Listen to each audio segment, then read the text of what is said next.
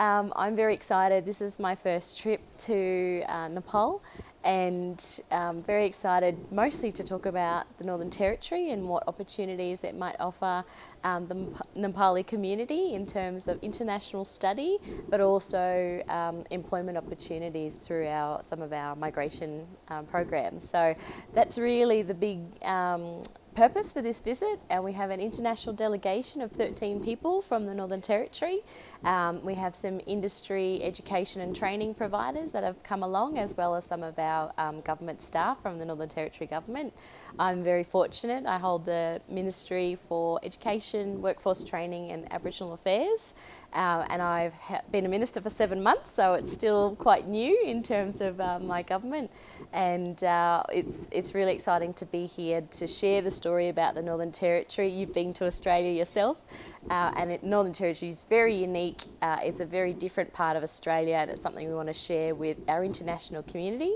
And particularly this trip, we've visited India for the first couple of days, and now we're in Nepal. So really looking forward to sharing our Northern Territory story. Well, this trip is really about establishing partnerships and communication between some of our contacts that we already have, but also finding some new contacts in terms of international education opportunities and workforce training. So with my three portfolios, but the two that I'm here representing the Northern Territory Government, it's about looking at what partnerships we might be able to provide. We might be able to have some of our training providers come and work with some of your local training providers, but also the reverse. We might have some very skilled professionals in Nepal who would like to come to the Northern Territory to work.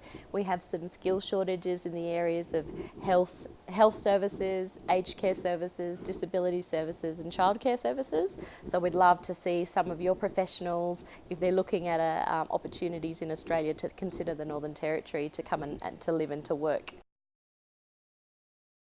I guess one of the big selling points that we want people to consider the Northern Territory to work and to also to live and study would be it's a very small. In terms of population, we have 245,000 people in our state, in the Northern Territory.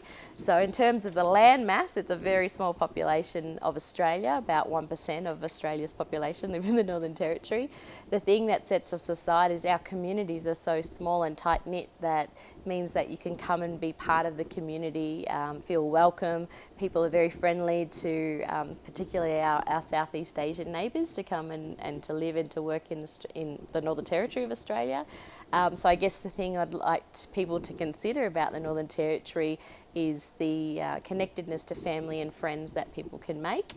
We have a quite established Nepali community in the Northern Territory. They're very active, they're very community-minded, community-driven, and they would welcome new students and new employees and employers if people wanting to start up businesses in the Northern Territory. We welcome that, and we have a strong community of Nepali people who are already in the Northern Territory. Yes, we did have a meeting set up for today, but unfortunately with the recent tragedy, and I just want to say on behalf of our Northern Territory Government, we really feel for the Nepali Government here in losing their minister in the accident that happened 2 days ago.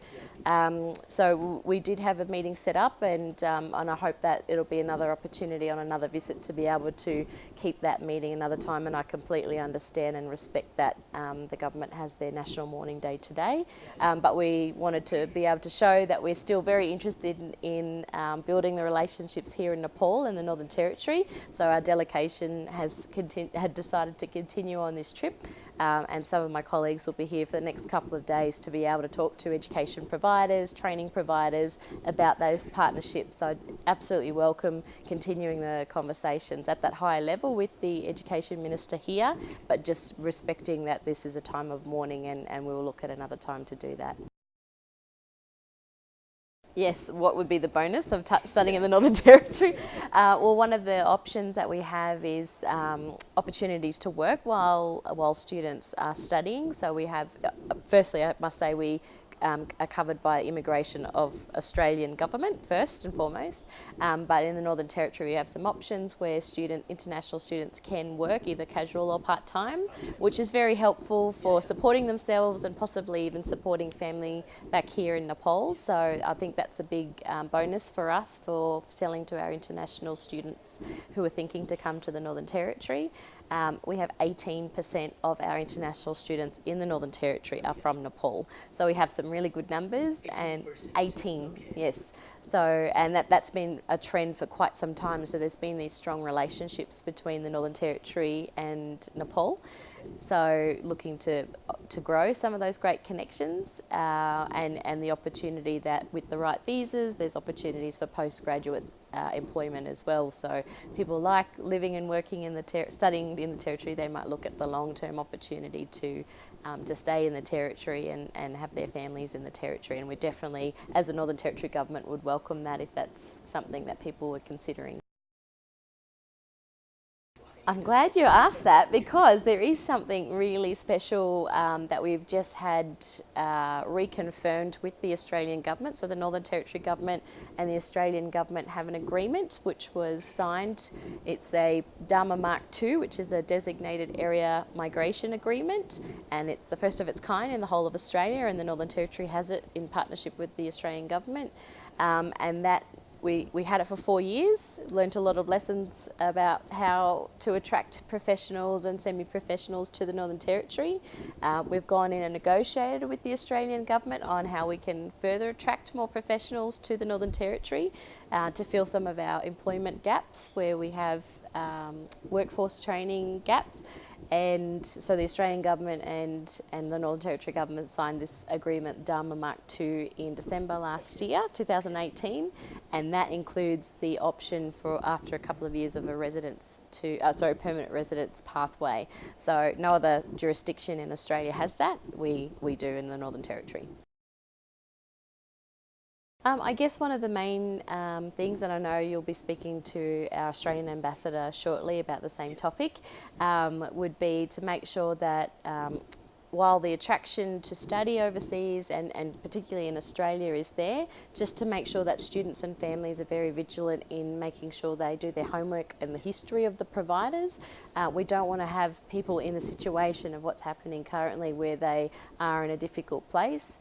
I definitely say making sure people, even if they've got a provider that they're working through, to make sure they do some of that history. If they're unsure about something, then to go to people like the Ambassador for Australia and the Embassy to ask those questions, whether it's here in Nepal or over in Australia. Please don't feel like you're by yourself, because we want people to come and have a great experience, to come out with those high quality Australian qualifications through our education system and our education framework. So we don't want to see any of these type of situation make people think twice about coming. We just want to make sure people think about who the provider is and what they'll offer, and if they're not sure, to make sure they're asking those questions. Oh, I definitely think that if we're encouraging international students to come and live and study in Australia, that we need to have the protection for them as well. And so when there are issues as such as the one that's come up, that we do make sure we take the right steps. Our Australian government takes the right steps to ensure that our international students are looked after. So yes, I agree. At that higher level, those conversations are had, and I know that they're being had. In terms of the Northern Territory government, I'm one step removed, but as you can appreciate, we work in the sense of Australia is a great place to come and study. In particular, the Northern Territory, we want to increase our international student numbers to 10,000, and probably from a big country in terms of population like Nepal, it doesn't sound that big, but for the Northern Territory, we currently have 2,600 international students. So yes, so we would love to see that increase by to 10,000 by 2025. And with our established Nepali community, we'd love to grow that, and having those connections where we can make sure that if there are any issues, that they're sorted out in a very timely and quick fashion, because we take it very seriously when we have international students. They're away from their original countries of origin, they're away from their families in some cases. We want them to feel safe, we want them to feel connected, and to know that the money that they're spending on the courses that they are looking at qualifying for, that's the right fit for them. So we definitely hope that the Australian government will make sure that those issues are sorted out in a very timely manner to protect those students. So one of the numbers that we had given while we've been on this tour between India and Nepal is there's 89,000 Indian students studying in Australia, and Nepali students is 42,000. So the really great numbers. So what I would encourage any families and future students to look at is the Northern Territory as an option, as a study destination, but also in those areas that I mentioned, we have 117 occupations where we have shortages in the Northern Territory for skilled and semi-skilled professionals, and the option through the designated area migration agreement for people to possibly work, and maybe that permanency pathway for residents to come to through the Northern Territory. If they stay and want to be committed to the Northern Territory, there's an option there. So I'm very happy to make people feel welcome when they're coming to the Territory, but knowing we also have a strong and an active Nepali community that's already in the Northern Territory. So you won't be by yourself, even if you're travelling on your own or studying on your own. There'll be people in the community that will make you feel connected and make sure that you're looked after. Very safe, welcoming, diverse, multicultural part of Australia, where you are really part of the community and you're not just a number on a piece of paper or a statistic on a computer in one of the bigger cities. You actually become quite connected and part of the community in the Northern Territory. So I'd love for more Nepali people to choose the Northern Territory to study or to work.